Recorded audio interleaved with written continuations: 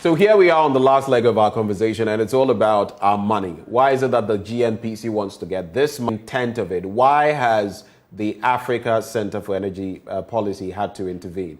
We interact with Kojo Yauche, who is Policy Lead, Petroleum and Conventional Energy. Mr. Yauche, a very good morning to you. To intervene in this entire matter. Give us the details of what exactly the GNPC is trying to do and why you feel it falls foul of the law. If you will recall, somewhere October 2021, GNPC of interest in the Jubilee and 10 fields, which is something that we support because those two fields are producing fields and they provide an opportunity for immediate cash flow. Now, there is a bit of background to how they got that. Those incidentals interest in the two fields. So for Cosmos to facilitate regulatory clearance and all of those things, they agreed that they were going to cede part of what they have acquired from Occidental to GNPC. So the total is $750 million. So if GNPC is going to take additional 7% each in both fields, then they are going to have to raise $200 million to be able to finance that. In the announcements that GNPC made to the public on their acquisition of the additional interest, they failed to provide clarity on how they intend to finance that acquisition. Around the same time, the Ministry of Finance came out with the budget, and that was also not evident in how much GNPC was supposed to collect. It doesn't show, the budget doesn't show that that allocation has been made from existing oil revenues to them.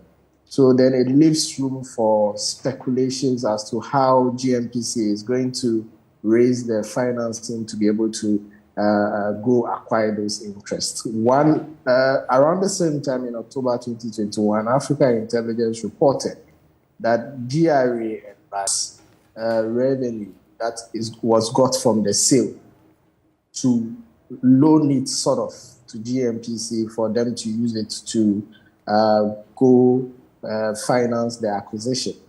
But if you look at the architecture of around our petroleum revenues, that tax revenue is also petroleum revenue that should go into the petroleum holding fund to be able to be used, disbursed according to the mechanism that the Petroleum Revenue Management Act provides.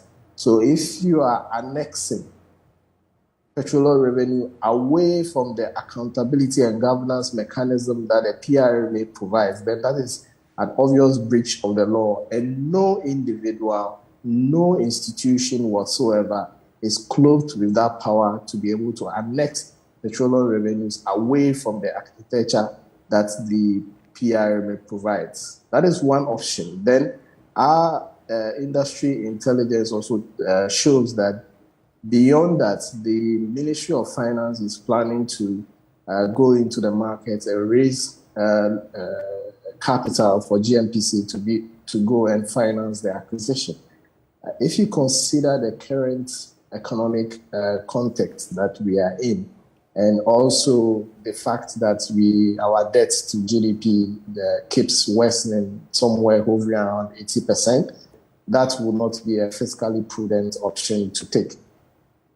We thought that if GNPC had maintained very good relations with their partners, they could have gone with Cosmos Energy, for example, where Cosmos wanted to raise money to finance their acquisition, to lend on the back of Cosmos creditworthiness. Because as it stands now, GNPC is broke. GNPC has no cash reserves.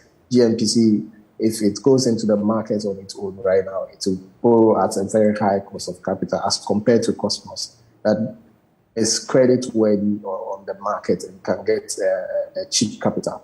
So there were a number of options that were available to GNPC to explore. So the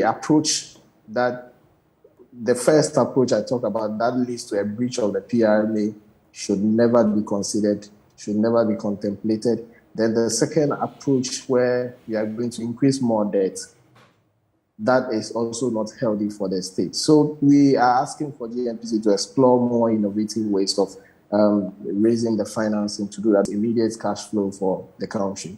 Now, beyond the financing issues is also the big issue of GNPC registering a subsidiary in a tax haven. Okay, Mr. Yaoche, right before you get into that second issue of the registration of a subsidiary and the Cayman Islands and all of that, let's come briefly back to what you're saying. So fundamentally, you support the acquisition. 7%, you feel that is going to do us good. After all, it inures to our benefit as a nation. It's how they're going about it in terms of the acquisition and the money involved, looking at the worthiness or otherwise. Do you feel it is on the back of poor management of the entity that has led it to its current financial situation, where it cannot do some of these things but has to fall on petroleum revenue that actually they shouldn't be falling on? I mean, it's a mixture of factors. In the early days of our commercial oil production, GNPC had a strong balance sheet, had cash reserves, some years $200 million. Just about $200 million.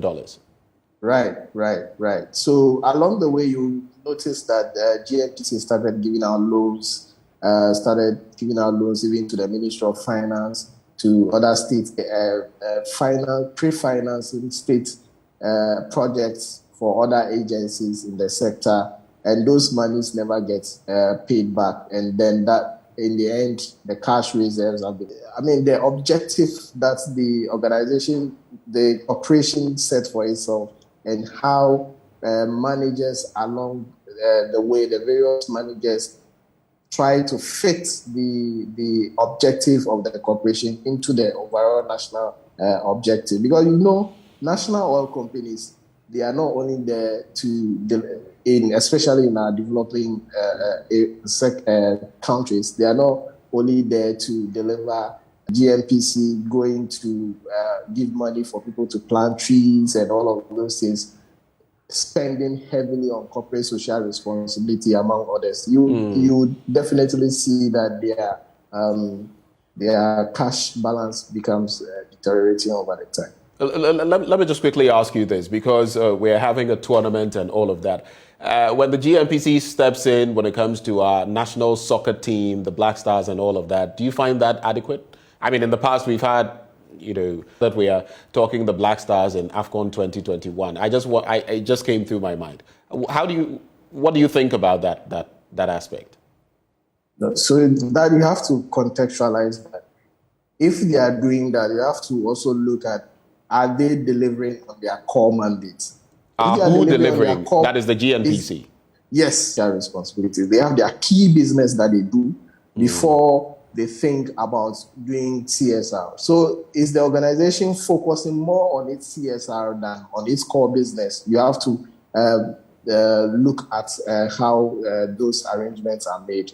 If they are delivering on their core mandates and they still have some money to support the Black Stars or something, then that shouldn't be too. For over 10 years now, they've not even drilled a single well on that 14 basin. And every year they tell you they are collecting data and going back and forth. And you then begin to question why their budget on CSR will be bigger than their budget on their core projects in the 14 basin, for example. Okay, let's now move to that thorny bit about a third party in the Cayman Islands. That it had acquired additional interest in the Jubilee and 10 fields, told Ghanaians that it was going to give those interests to its subsidiary, which is Exploco. Exploco already hold interest in a number of blocks in the upstream sector. So, I mean, the subsidiary was set up as a vehicle for GNPC to be able to participate more commercially in the sector. So we were expecting that should be done. But our checks show that on 21st of September 2020 has been registered in Cayman Islands, right? And that company has as its directors the current CEO and the chairman of the board of the corporation. Those two we agree are principles of the organization, and which means that any subsidiary that will be registered anywhere, they would ordinarily do right now is who actually owns the company. Because, I mean, the directors of the company may not necessarily be the people who own the company. We don't know the shareholding structure of that company.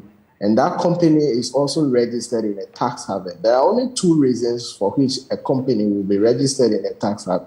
That is for secrecy and also to evade tax. Now 7% to that company. Okay, Kojo, just hold for a second for me. My apologies for doing this. We also have John Jinapor, former Deputy Minister for Energy, and he's also on the Mines and Energy Committee of Parliament. Thank you, Mr. Jinapor, for joining the conversation. Thank you very much. Great. So what is your take on this development when it comes to the GNPC, the request for $199 million from the Finance Ministry? What are the issues, the bone you have to pick with this issue? I'm not aware they've officially requested for 199. Parliament would normally be approving a loan agreement or a facility. That hasn't been presented. But the Mines and Energy Committee ought to approve the work program of the GNPC in accordance with law. That is yet to be presented. I've spoken to the chairman. I've done a lot of contacts. I'm aware that indeed GNPC would be taking 7% of the stake in Jubilee and 10%. I'm also aware that they have established an offshore company. We've stated clearly as a minority that we will not support any attempt to put GNPC shares or any shares belonging to the state in an offshore company. And we've written officially as a minority to demand for full disclosure. Fortunately, GNPC will be appearing before the Mines and Energy Committee to justify their work program, to justify their budget in the coming days. And so let me assure Ghanaians and all concerned that the committee would insist on full disclosure. The committee would insist that the right thing is done. Okay. Let me commend ACEP. I've spoken to Ben. I've taken a lot of documents, and when we meet, we would ensure that there's transparency, that everything is above board, and that those shares land with GNPC and not any other entity. Okay, well, just to summarize, so would there be any illegality involved if that were to happen, if the shares did not end up with the GNPC? And the GNPC itself, in requesting this money, is there any illegality in there in terms of the PR? We have to peruse that. We have to look at that. Those shares will have to end up with GNPC. GNPC has the right to allocate those shares to Exploco, which is a subsidiary of GNPC. Right. Aside from this, we would not countenance any other move and any other attempt to appropriate those shares to a company established in a tax haven. We would not do that as a minority. Mr. Jinapor, thank you for engaging us this morning. We're grateful for your time and all the best. Let me just wrap with Kojo. Do we still have Kojo? Kojo, do 20 seconds for us. So your summary thoughts as we wrap. Unfortunately, time is not our friend. So 20 seconds to wrap. No, I think it's welcome news that the Honorable Jinapor is on high alert, waiting for GNPC to provide more clarity when they come to them in Parliament. So, I mean, that is all that we are asking for. Divulge more information on this so that we ensure that the national interest is protected. So we'll be monitoring the space in the coming days to see how things unfold, and then we'll take it from there. For this last belt, we've been joined by Kojo Yaoche, a policy lead at ACEP, and you just heard from former Minister for Energy, and of course he's on the Mines and Energy Commission or Committee of Parliament, John Abdullahi Jinapor. My name is Benjamin Akakpo. Thank you for joining us on the AM show. Let's do this again on Monday. Good day.